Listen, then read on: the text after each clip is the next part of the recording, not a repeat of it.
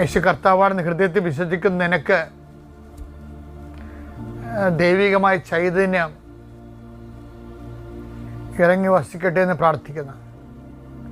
ഭക്തി നഷ്ടപ്പെട്ടവരുണ്ടാകാം, പ്രാർത്ഥന നഷ്ടപ്പെട്ടവരുണ്ടാകാം, വിശ്വാസം തണുത്തു പോയവരുണ്ടാകും. അവരുടെ മേലെല്ലാം കർത്താവ് ശക്തി പ്രവർത്തിക്കട്ടെ. ചില വീടുകൾ ഭവനരഹിതരുണ്ടാകും, ഭവനത്തിൽ സമാധാനം ഇല്ലാത്തവരുണ്ടാകും.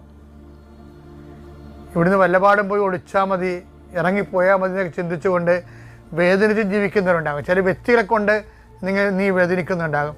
അവരെ കർത്താവിൻ്റെ നാമത്തിൽ ഞാൻ ബന്ധിക്കുന്നു. കർത്താവ് ജീവിതമാർഗങ്ങൾ നഷ്ടപ്പെട്ടു പോയവർ, ജീവിതമാർഗങ്ങൾ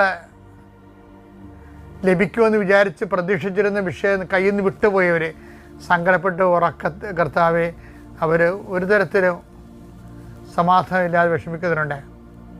പല പല ബന്ധങ്ങൾ വിട്ടുപോയത് കാരണം, പല പല തരത്തിലുള്ള പരാജയങ്ങൾ വന്നുപോയത് കാരണം, പല ആശിച്ചിരുന്ന പല വിഷയങ്ങളും കയ്യിൽ നിന്ന് വിട്ടുപോയത് കാരണം, പ്രതീക്ഷിച്ചിരുന്ന റിസൾട്ട് കിട്ടാതിരുന്നത് കാരണം വേദനിച്ച് ജീവിക്കുന്നവരുണ്ട്. കർത്താവെ അവർക്ക് പുതിയൊരു ജീവിതം നൽകണമെന്ന് പ്രാർത്ഥിക്കുന്നു. ഇനി ഇതുപോലെ പോട്ടെ, എങ്ങനെയും പോയി ഒടുങ്ങട്ടെ, തീർന്നല്ല എന്ന് വിചാരിച്ചുകൊണ്ട് നിരാശപ്പെട്ട് സ്വയം പരാഗി ജീവിക്കുന്നവരുടെ മേൽ കർത്താവിൻ്റെ രക്തം തളിക്കപ്പെടട്ടെ എന്ന് പ്രാർത്ഥിക്കുന്നു. എൻ്റെ കർത്താവിൻ്റെ ഉന്നതമായ നാമത്തിൽ, സഭയുടെ അധികാരത്തിൽ, കുരിശിൻ്റെ അടയാളത്തിൽ, ദൈവശക്തിയ ദൈവവേദന ഞാൻ അനുഗ്രഹിക്കപ്പെടട്ടെ.